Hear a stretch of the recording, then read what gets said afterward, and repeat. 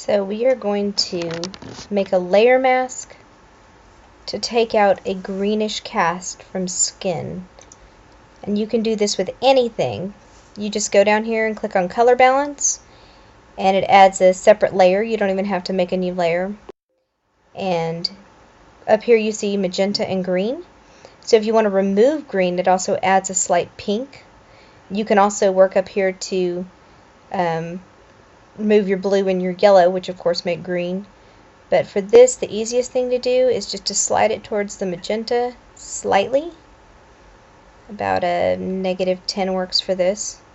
And you see it changes the whole image. You can click on this little eye here, and it shows you what it looks like before and with that new color balance layer. So what we're going to do, since we want to leave the rest of the image exactly like it is and only adjust the skin tone, we still have this color balance layer selected, we're going to invert it.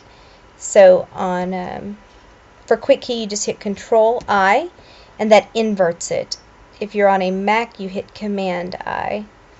And see how this is black? Nothing shows right now. If you click this eye, nothing changes.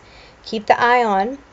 You go over here, this is where your brushes is controlled on or off. Since this is black, to reverse it you want this to be white. You can click this little arrows, or you can click the X on quick key and it just changes it back. So we want this to be white. I've got the opacity on my brush set at 37% and flow set at about 55%. If you notice, the brush is a little large for the skin area, so I'm going to go up here and shrink it down a little bit.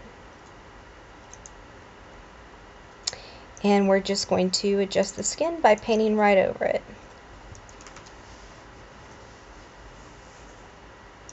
And it'll remove any greenish cast. And it'll be subtle, but if you'll notice there's no greenish cast now. So you can click over here on the eye. There's after, there's before, after, before. After the greenish cast is entirely gone. Any other adjustments you want to make, you can also do the same thing. Make another layer, invert it, paint it back on exactly where you want it to be. And what I like to do, a lot of people don't do this, but I like to go ahead and hit Control-Shift-E and compress all of my layers so that what I have right now, this image, will go from here. It's no longer adjustable. I'm happy with that. I don't want to go messing with that later.